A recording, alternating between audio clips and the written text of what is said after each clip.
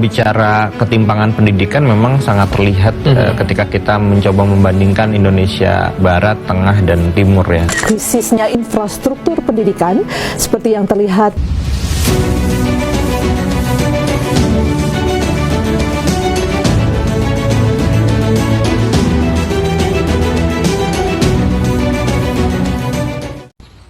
Assalamualaikum warahmatullahi wabarakatuh.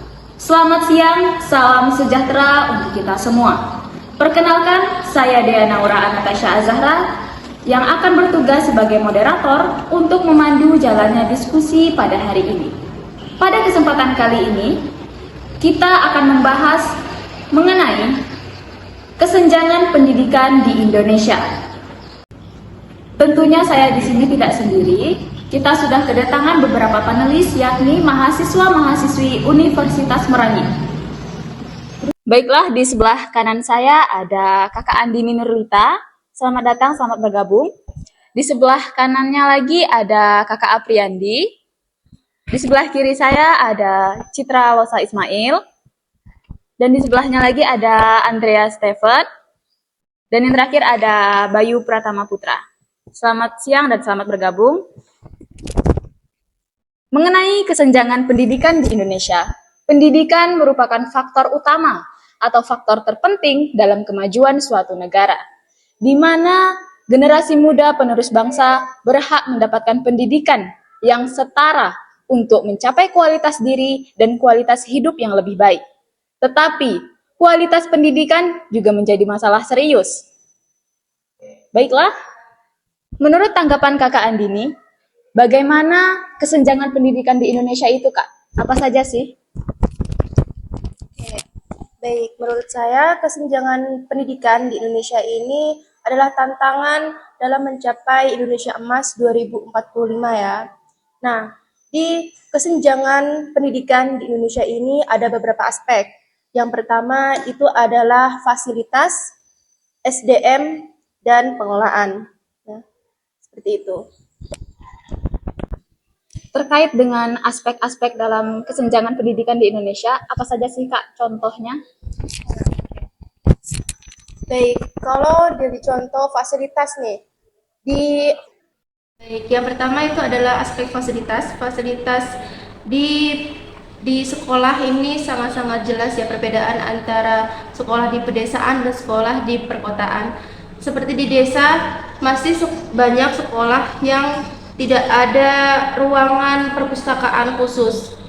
Terus kalau misalnya seperti komputer, laptop itu benar-benar minim di sekolah di pedesaan. Sedangkan kalau di perkotaan itu benar-benar sudah lengkap karena di sana sudah banyak seperti ruangan sendiri dan banyak perlengkapan yang sudah memadai.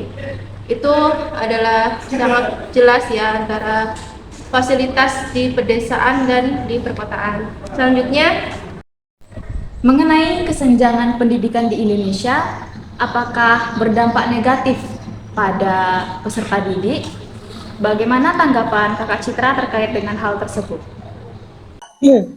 Ya, tentunya kesenjangan pendidikan di Indonesia ini berdampak negatif untuk generasi muda di Indonesia ya, yang seharusnya mendapatkan hak untuk mendapatkan pendidikan yang layak. Nah, ada pun beberapa dampak negatif dari kesenjangan pendidikan ini seperti munculnya kesenjangan sosial, menurunnya kualitas moral siswa, serta pengelompokan status sosial, kebudayaan yang tidak sesuai dengan nilai-nilai ideologi negara, serta lemahnya kekuatan kontrol pendidikan. Nah, dampak kesenjangan pendidikan yang negatif ini dapat berkelanjutan hingga masa dewasa dan berpotensi melemahkan kondisi kesehatan dan kesenjangan sosial hingga perekonomian. Jadi tentunya dampak negatifnya tadi ya itu. Baiklah, itu tadi dampak negatif menurut Kak Citra. Bagaimana tanggapan Kakak Bayu mengenai dampak negatif pada kesenjangan pendidikan di Indonesia, Kak?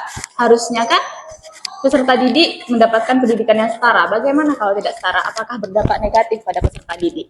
Ya, menurut saya kesenjangan pendidikan di Indonesia dapat memiliki dampak negatif yang signifikan pada generasi muda. Hal ini dapat menghambat kemampuan mereka untuk meraih potensi penuh mereka dan menciptakan kesenjangan sosial yang lebih dalam. Pendidikan yang tidak merata juga dapat menyebabkan ketidaksetaraan akses terhadap peluang ekonomi, sosial, dan menghambat pembangunan negara secara keseluruhan.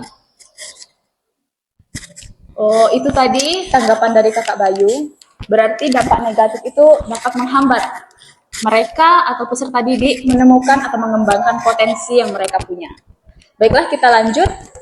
Upaya apa yang seharusnya dilakukan agar kesenjangan pendidikan di Indonesia ini setara dan semua anak mendapatkan pendidikan yang layak, terutama di desa-desa? Bagaimana tanggapan Kakak Apriandi terkait dengan hal ini? Baiklah, menurut saya itu untuk pemerataan fasilitas pendidikan itu tergantung pada pemerintahnya ya, untuk mengalokasikan dana-dana ke daerah pelosok dan tidak mementingkan daerah yang di perkotaan, karena yang di perkotaan itu sudah fasilitasnya sudah mumpuni ya, sudah lengkap. Nah, jadi itu PR para untuk pemerintah tuh untuk mengalokasikan dana itu yang lebih untuk di pelosok-pelosok itu. Nah, dan juga lagi itu pemerataan tuh supaya bisa rata tuh dengan minat para peserta didiknya atau anak-anak muridnya. Kalau fasilitasnya mumpuni di daerah pelosok, tapi kalau tidak ada minat dari anak tersebut, jadi ya sama aja, tidak merata gitu. Itu mungkin dari saya. Terima kasih. Baiklah, tanggapan dari Kak Apriandi. Berarti tergantung pemerintah yang memperhatikan untuk kualitas pendidikan di pelosok-pelosok daripada di perkotaan, karena perkotaan lebih maju seperti yang kita lihat sekarang. Bagaimana tanggapan yang lain? Apakah ada sanggahan untuk upaya dari kesenjangan pendidikan di Indonesia ini? Menurut saya dari apa yang tadi masih kurang bagus ya, karena masih banyak dari anak-anak di Indonesia yang masih kekurangan dalam ilmu pengetahuan. Masih banyak anak-anak desa yang masih kurang pengetahuan yang masih jauh dari kata bagus. Banyak dari desa-desa yang masih belum mumpuni untuk setara dengan orang-orang di kota, karena masih banyak fasilitas-fasilitas yang tadi disebutkan saudari Andini dengan Citra tadi, masih banyak yang belum setara karena fasilitas seperti pustakaan, lab komputer dan lain-lain masih belum ada di desa-desa. Dana-dana yang turun masih banyak yang belum diakumulasikan ke desa-desa yang dengan tepat, dan juga masih ada guru yang masih belum sampai ke perdesaan. Masih banyak honorer yang masih ada di kota dan belum lulus ke perdesaan dan belum diakomodasikan. Kalau menurut saya sih pemerintah masih belum memperhatikan pendidikan di Indonesia. Seharusnya pemerintah lebih memperhatikan pendidikan agar anak-anak di Indonesia lebih maju, karena pemuda di Indonesia lah yang akan membimbing kita untuk lebih maju lagi untuk kedepannya. Baik, itu saja. Baiklah, itu sanggahan dari Kakak Andrea Stephen terkait dengan hal tersebut. Bagaimana tanggapan Kakak Apriandi terkait kualitas pendidik yang harus ditingkatkan di pedesaan maupun di perkotaan? Menurut saya sih menurut saya sih mengenai kualitas pendidik yang ada di pedesaan itu sudah lumayan maju ya. Itu contohnya seperti di Papua sudah banyak itu guru-guru yang lulusan sarjana itu ngajar di Papua situ. Jadi kalau mengenai kualitas para pendidik itu sudah mumpuni. Tergantung cara pemerintah mengalokasikan dananya. Baiklah, itu tadi tanggapan dari Kakak Apriandi terkait dengan meningkatkan kualitas pendidik. Nah, apakah ada sanggahan terkait dengan pendapat Kakak Apriandi tadi? Izin moderator ya, izin menyanggap Kak Apriandi. Jadi kalau menurut pendapat kakak, tentunya di sana sudah lulusan sarjana ya. Tapi ini menurut saya ya, mungkin memang sudah memenuhi kriteria untuk pendidiknya ya. Tapi untuk fasilitas dalam lingkup Papua itu sangat masih minim. Terutama tentang sekolahnya ya. Masih banyak beberapa yang kita temukan, bukan beberapa, mungkin hampir semua ya. Fasilitas di sekolah itu sangat-sangat rendah. Apalagi hanya di satu sekolah itu hanya ada beberapa kelas gitu. Nah, itu pun kelas yang mohon maaf sedikit kurang layak lah ya. Maksud kami seperti itu. Jadi kalaupun memang benar pendidik itu sudah masuk ke dalam kategori layak karena sudah sarjana. Tapi apakah pemerintah itu melihat bagaimana kondisi fasilitas di Papua itu? Fasilitas sekolah di Papua itu. Nah, sekarang begitu. Karena kesenjangan pendidikan ini kan juga tidak nyamannya peserta didik kan menjadi kesenjangan pendidikan juga tentunya kan. Nah, jadi seperti itu. Kalau siswanya tidak nyaman dengan pendidikan, dengan fasilitas di sekolah, tentunya akan menghambat proses jalannya pendidikan. Begitu. Baiklah, itu sanggahan dari Kakak Citra. Bagaimana pendapat Kakak Apriandi terkait dengan upaya terpadu dari pemerintah? Berarti gerakan dari pemerintah tersebut untuk memperhatikan pendidikan di pelosok-pelosok yang spesifikasinya adalah di Papua ini. Nah, menurut pendapat saya, kalau mengenai pemerintah sudah melihat atau melirik ke Papua, itu jawabannya sudah. Karena tuh udah banyak dana dari pemerintah yang dialokasikan ke Papua. Tapi masalahnya tuh belum sampai. Nah, ada beberapa faktor itu yang menghambat dananya tersebut sampai.